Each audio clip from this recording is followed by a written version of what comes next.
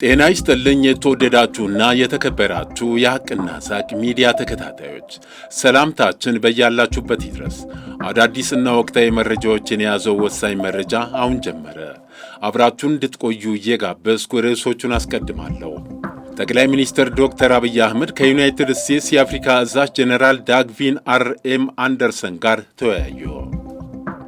ጥራት የጎደለው የዘይት ምርታቸው ጥራት ካለው ምርት ጋር በመልክ እንዲመሳሰል ለምግብ ግብዓትነት እንዲውል ያልተፈቀደ ቀለም የጨመሩ የዘይት አምራቾች ተደረሰባቸው። አቶ ታዬ ደንደዓ 3 አዳዲስ ክሶች ቀረቡባቸው።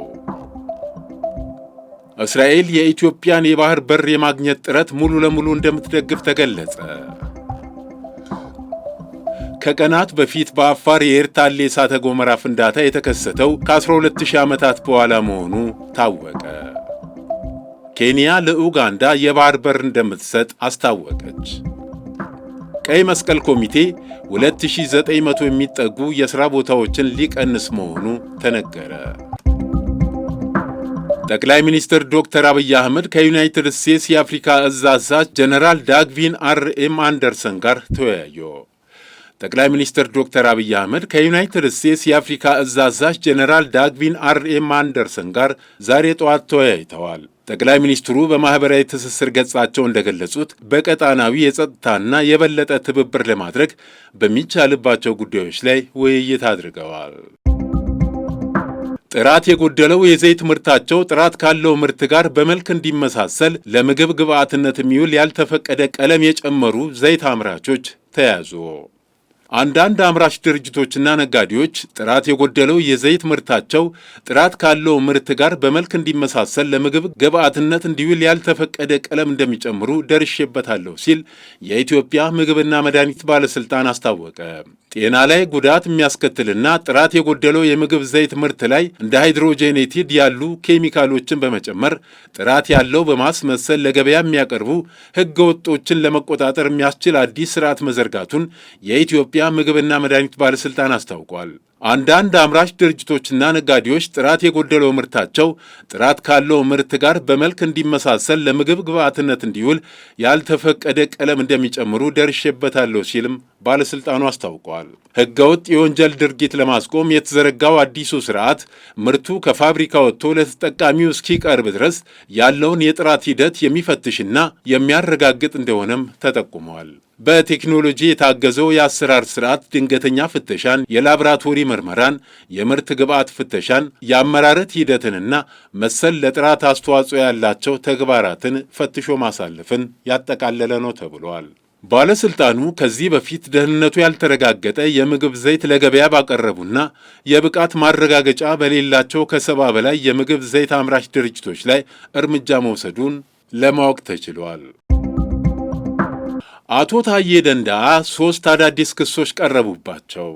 በቀድሞ የሰላም ሚኒስትር ዴኤታ አቶ ታዬ ደንደዓ ላይ አቃቤ ሕግ አዳዲስ 3 ክሶች እንዳቀረበባቸው ጠበቃቸው ገለጹ።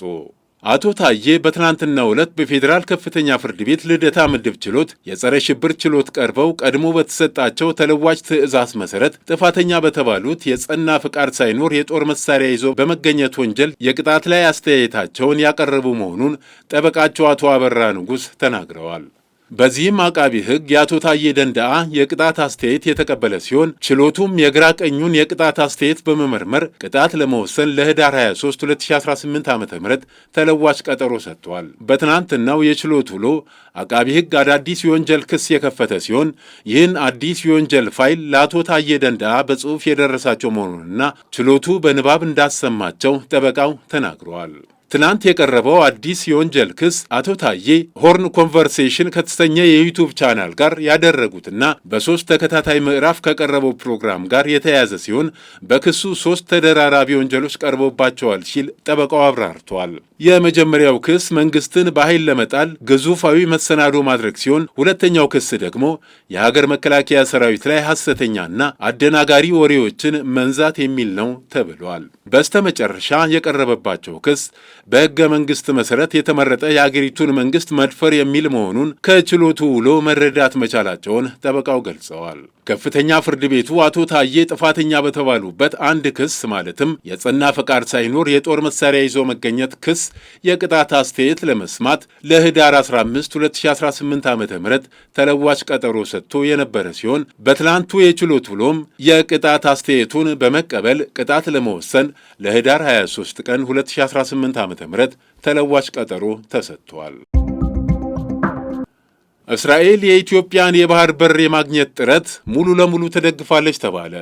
ኢትዮጵያ ለኢኮኖሚዋ ሉዓላዊነቷና ደህንነቷ የባህር በር እንደሚያስፈልጋት እስራኤል ታምናለች ያሉት በኢትዮጵያ የእስራኤል አምባሳደር አብርሃም ንጉሴ እስራኤልም ኢትዮጵያ ለምታደርገው ጥረት በዲፕሎማሲና በሰላማዊ መንገድ ከኢትዮጵያ ጎን እንደምትቆም ተናግረዋል። ሁለቱ ሀገራት የአንድ ሳንቲም ሁለት ገጽታዎች ናቸው ያሉት አምባሳደር አብርሃም ሁለቱ ሀገራት ጥንታዊና ልዩ የሆነ የብዙ ዓመታት የዲፕሎማሲ ግንኙነት ያላቸው መሆናቸውንም ጠቅሰዋል።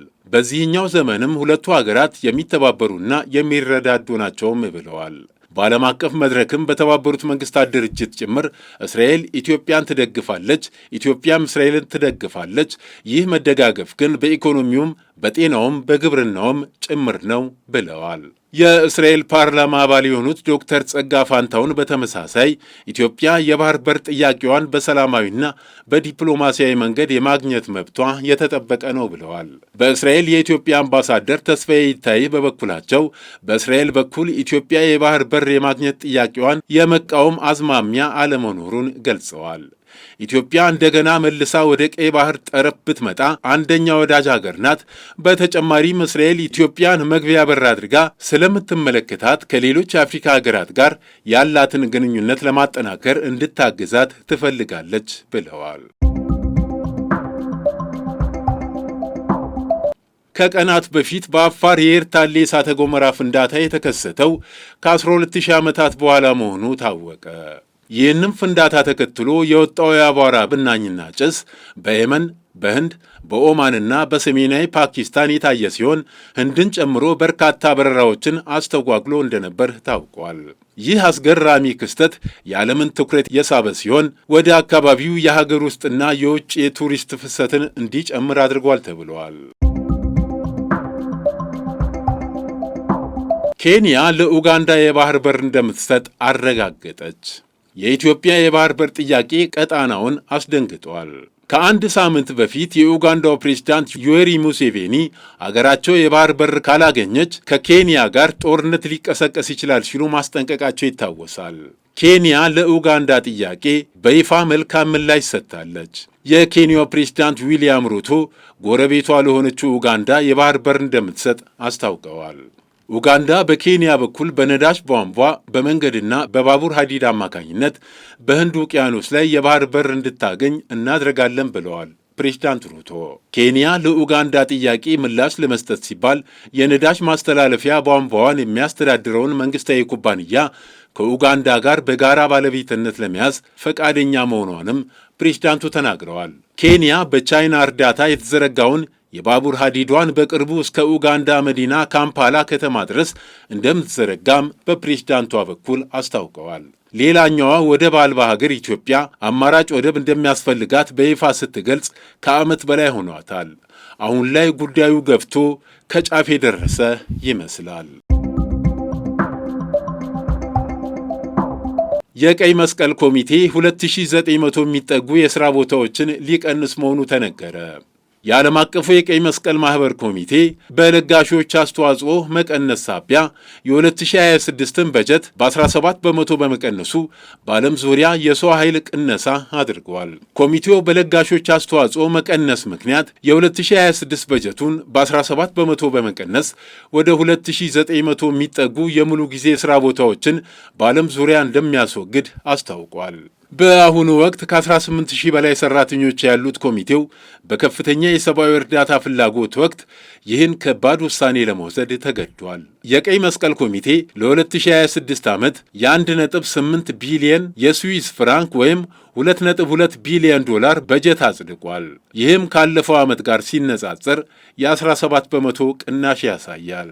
ይህ ቅናሽ ድርጅቱ ከ18,000 በላይ ከሆኑ ሰራተኞች ውስጥ ወደ 2,900 የሚጠጉ የሙሉ ጊዜ የሥራ ቦታዎችን እንዲቀንስ ያስገድደዋል። የኮሚቴው ፕሬዝዳንት ሚሪያና ስፖሊያሪች የጦርነት መባባስ፣ የእርዳታ ፈንድ ላይ የሚደረጉ ቅናሾችና የዓለም አቀፍ የሰብአዊ ሕግ ጥሰቶች ስር የሰደደ መቻቻል አደገኛ በሆነ ሁኔታ እየተገጣጠሙ ነው በማለት የችግሩን አስከፊነት ገልጸዋል። የተከበራችሁ የሐቅና ሳቅ ሚዲያ ተከታታዮች ለዕለቱ ያዘጋጀናቸው ዋና ዋና መረጃዎች እነዚህን ይመስሉ ነበር። መልካም ጊዜ። መነሻችንም መድረሻችንም ኢትዮጵያ።